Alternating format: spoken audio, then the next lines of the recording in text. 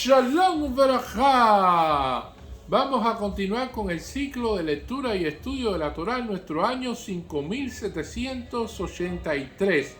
Y tenemos para allá Vayera del libro de Shemot y dice así: Vaydaber Elohim el Moshe vayemen elai ani Hashem vayera el Abraham y Isaac y Jacob Shaddai Shmi Hashem lo danati lachem vengan aquí moti el beritita la telachen el eskelan el esmegurechen asher garuba vengan anishamati en nakat bene Israel asher Mitzrayim Mavidinotam Bescoret Beritim. Y habló Dios a Moshe y le dijo: Yo soy Hashem, me aparecí ante Abraham, ante Isaac y ante Jacob como el Shaddai, pero con mi nombre Hashem no me di a conocer ante ellos. También establecí mis pactos con ellos para darle la tierra de Canaán, la tierra de su residencia en la que habitaron. También yo he oído el lamento de los hijos de Israel, a los que Egipto esclaviza, y he recordado mi pacto. Y esto es una de las primeras cuestiones que nosotros vamos a ver aquí, que habla Hashem y le dice a Moisés de que yo soy Hashem. O sea, es una de las cuestiones, se pudiera decir, de redundancia en cierto sentido, cuando se ve por encima de la explicación literal en español.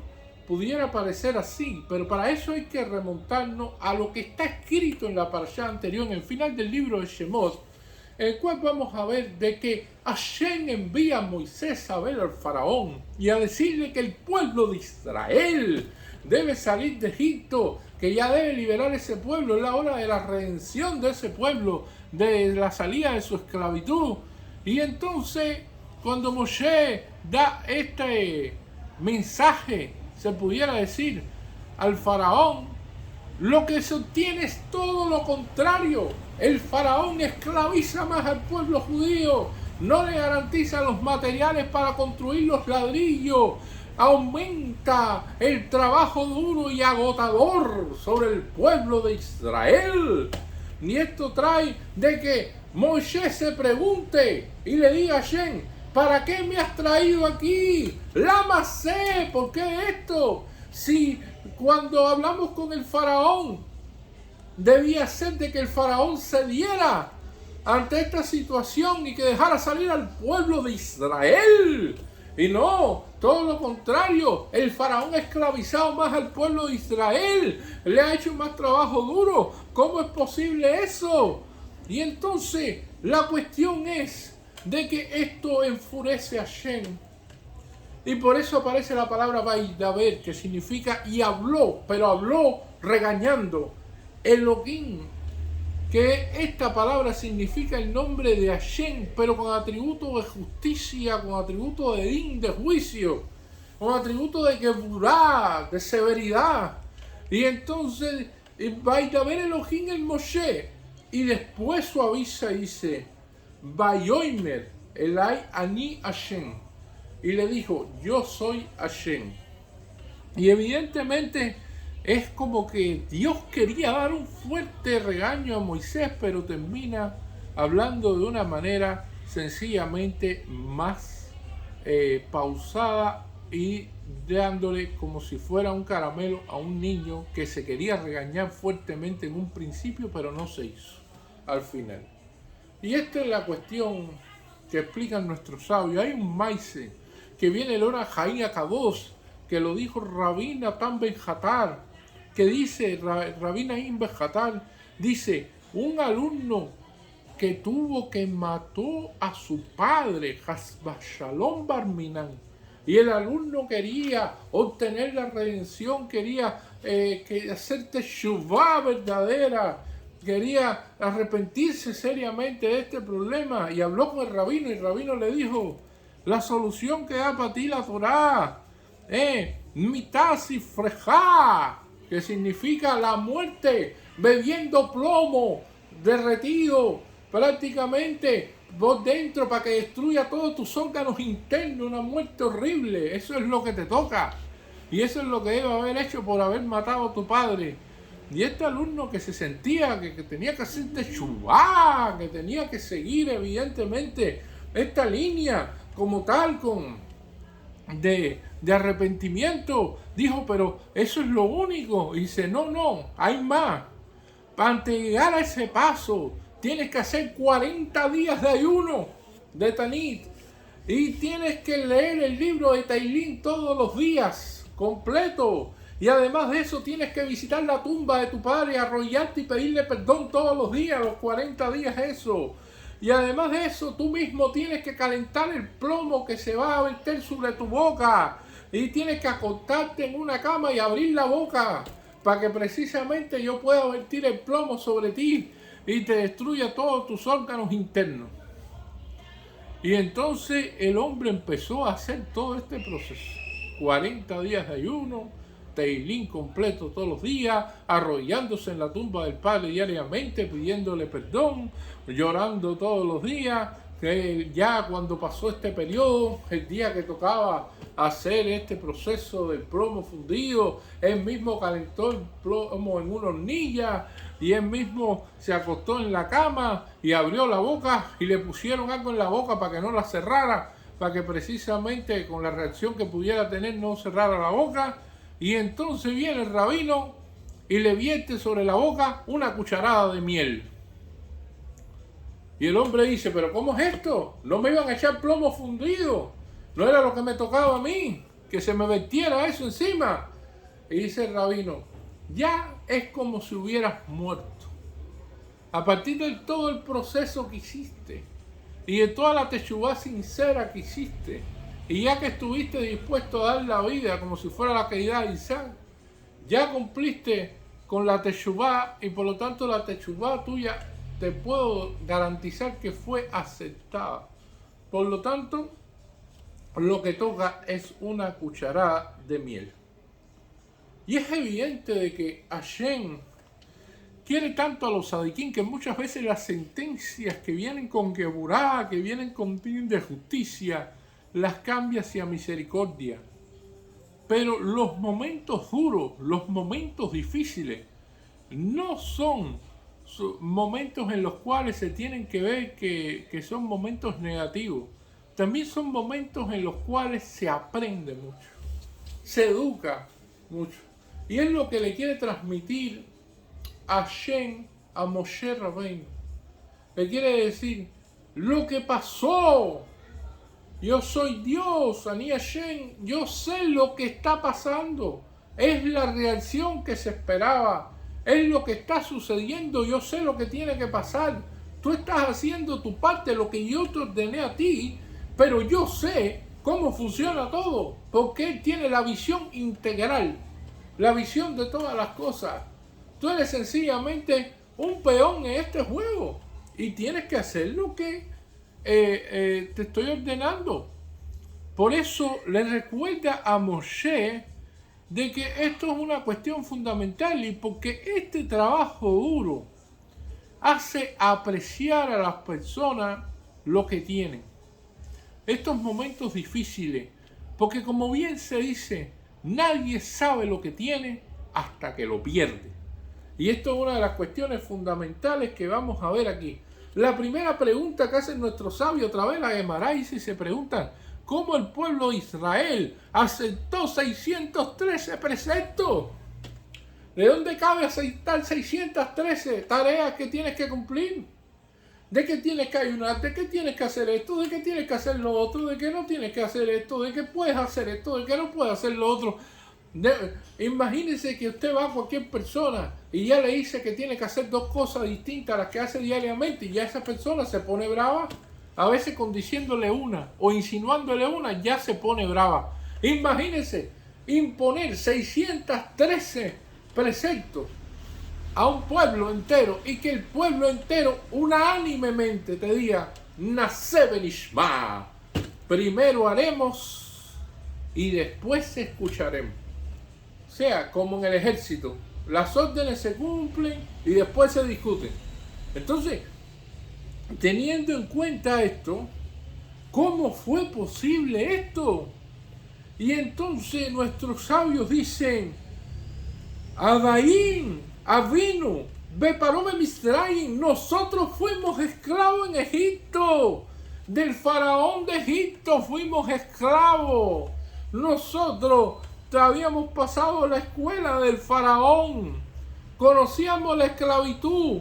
¿Cuántos preceptos tenía el faraón? Cientos de miles, lo que se le ocurría en ese día. Si todos tenían que marchar en la ciudad de Pitón y Ramsés, había que marchar en Pitón y Ramsés. Si todos tenían que agacharse en Pitón y Ramsés, todos tenían que agacharse en Pitón y Ramsés. Si no, habría comida un día, porque el faraón lo decidió. No había comida en ninguna ciudad en Egipto. Eran esclavos en Egipto.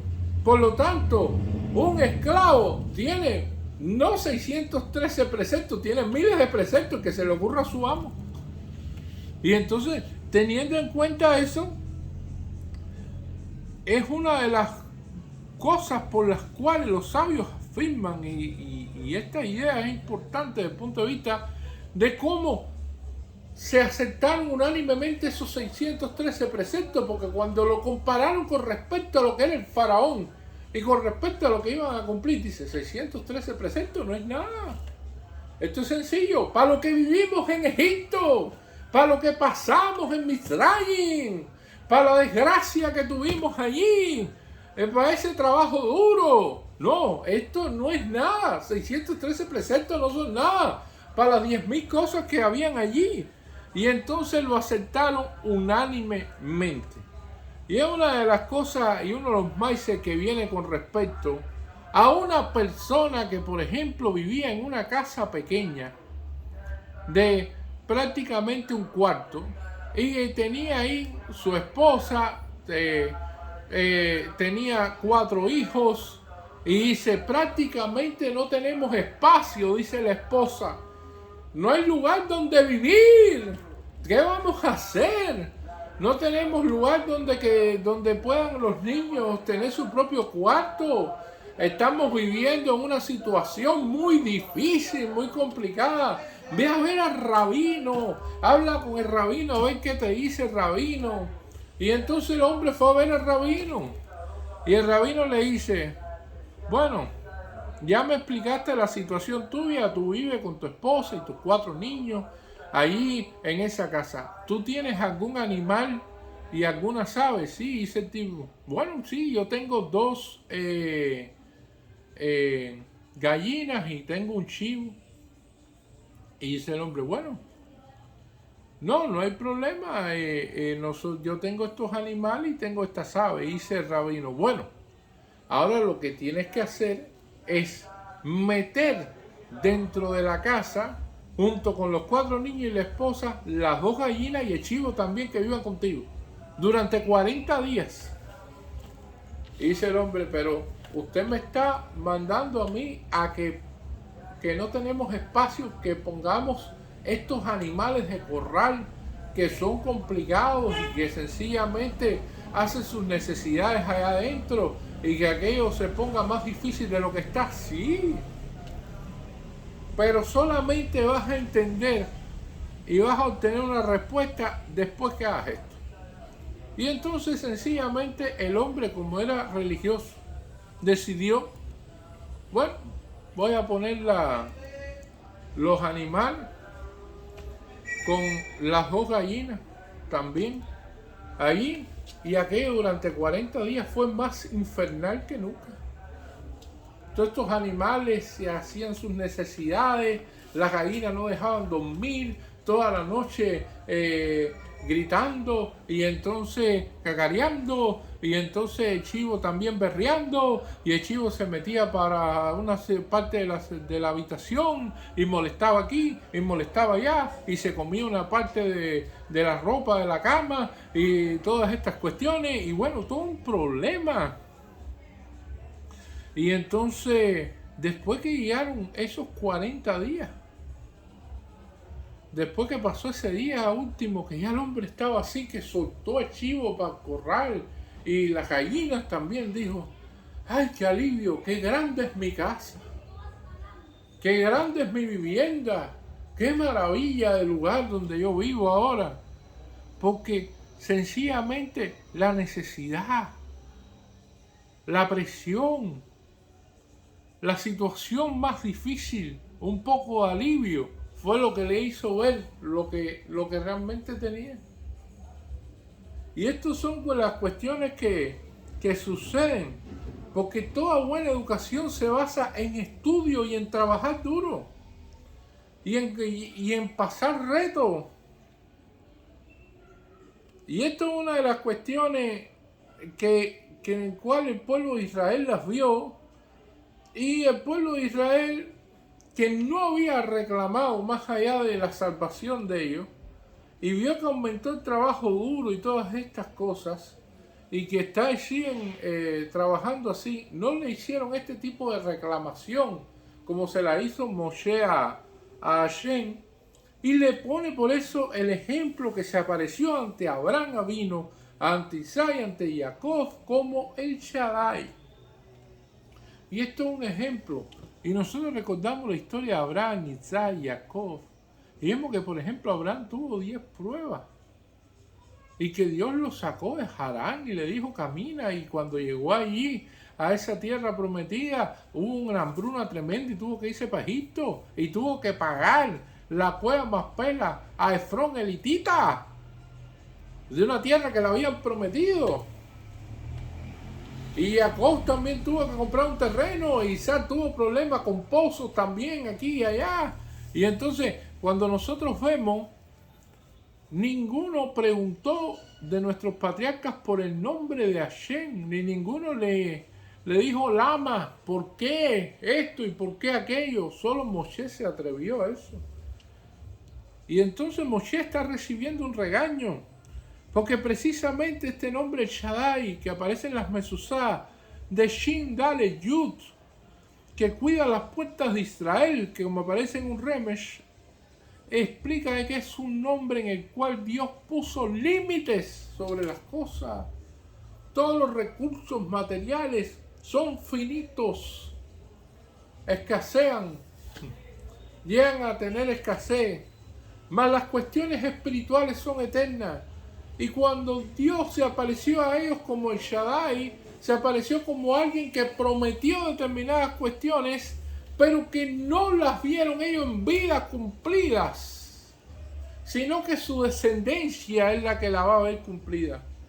Y esto es una de las cuestiones interesantes que aparece aquí. Pero con mi nombre Hashem no me di a conocer ante ellos, porque no le cumplió las promesas con ellos. Hizo un pacto, pero ese pacto era para los descendientes, y ninguno le preguntó el nombre. Y tú has llegado aquí a preguntar. Y también establecí mi pacto con ellos para darle la tierra de Canaán, la tierra de su residencia en la que habitaron. Pero es que todo pacto con Hashem está condicionado al comportamiento de la persona. Y por eso dice, y también yo he oído el lamento de los hijos de Israel a los que Egipto esclaviza, y he recordado mi pacto. Y esto es una de las cuestiones que va a aparecer aquí, que va a traer muchísimas interrogantes. ¿A Dios se le olvida algo? Dice que ha recordado su pacto. ¿A Hashem se le olvidan las cosas? Evidentemente no. A Hashem es necesario pedirle todos los días lo mismo, si sencillamente Él lo conoce todo, lo sabe todo y puede concederlo todo. Si nosotros vamos a pensar de esa manera, de la manera en que Hashem con todo se puede decir que es Hashem, entonces la persona tendría que rezar una vez al año, y ya esa vez que rezara dijera, bueno, mira, yo necesito esto, esto, esto y esto y esto y esto.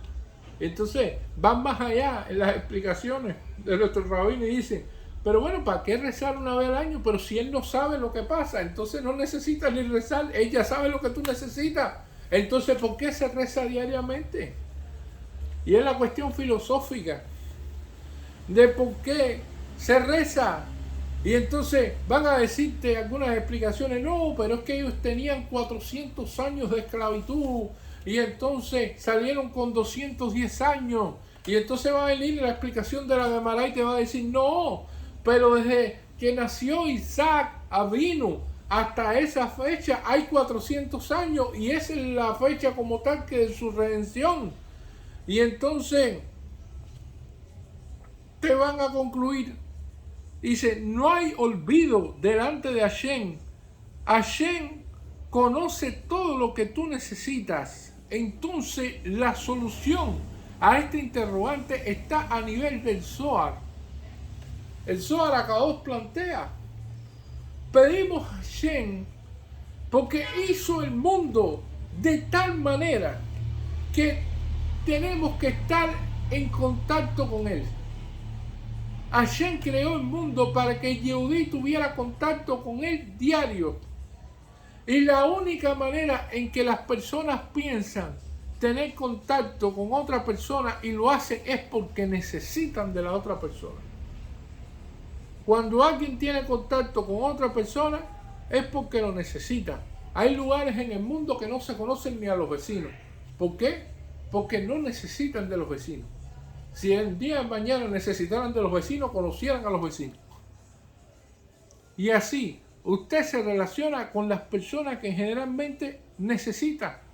Tienen necesidad de su servicio o necesitan de usted y se vienen a relacionar con usted. Y entonces, por eso, Hashem creó la necesidad y Hashem creó las situaciones difíciles y Hashem creó todos los retos para que la persona esté constantemente rezando a Hashem. Porque si hay algo que está claro aquí, que yo he oído el lamento de los hijos de Israel, o sea, escucha las plegarias. Y si escucha las plegarias y usted reza, porque generalmente la gente reza más fuerte cuando tiene problemas. Cuando las cosas están bien, cuando todas las cosas están resueltas, cuando todas las cosas funcionan, entonces las personas, su tefilá no tiene ese nivel, esa pasión. Ahora, cuando hay un problema en el medio, entonces la tefilá ahí se eleva y se eleva y se eleva y la persona con el corazón, y cuando ve que no hay solución por aquí, ni solución por allá, ni solución por acullá, y que ya votó, entonces la persona reza de una manera distinta. Y es por eso de que Dios, como estableció esto de que se haga falta su intervención, entonces las personas necesitan rezar para Él diariamente. Porque Dios creó el mundo bajo esa regla. Y es por eso que nosotros tenemos tefilá diaria.